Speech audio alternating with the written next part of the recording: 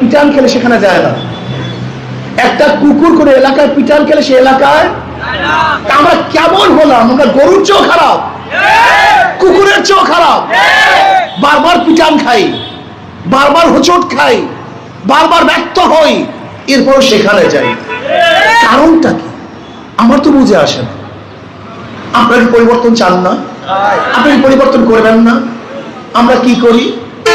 নেতারা যত আকাম করুক কুকাম করুক, জেলখানা থেকে বের হওয়ার পরে ফুলের মালা দিয়ে বের করি। উনি আকাম করবে না কেন?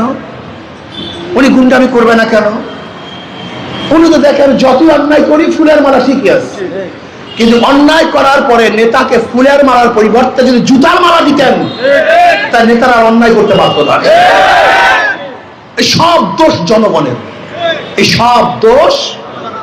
সব দোষ জনগণের, নেতাদের শুধু দোষ না। আমরা অন্যায় করলে যদি আমাদেরকে জুতার মালা দেওয়া হতো, আমরা আর অন্যায় করতাম না। যদি আমরা ঘুষ দুর্নীতি করার পরে এই জনগণ প্রত্যাখ্যান করত, তাহলে কোনো দল কোনো নেতা দুর্নীতি করত না। কাজে আমি মনে করি সব দোষ জনগণের, অন্য কারণ না।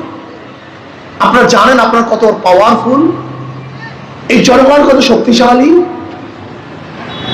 এদের শক্তি কত পাওয়ার, এদের পাওয়ার কত মারাত্মক। আপনি চিন্তা করতে পারছেন?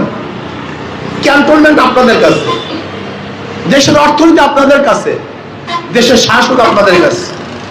আপনারা যা ইচ্ছা তাই করতে পারেন। আজকে শাসক রাখবো না, পরিবর্তন করতে পারেন। এই অর্থনীতি চলবে না, পরিবর্তন করতে পারেন। এই শাসন চলবে না, পরিবর্তন করতে পারেন। আপনারা সেই জনগণ, নিজেকে নিজে চিনলেন না।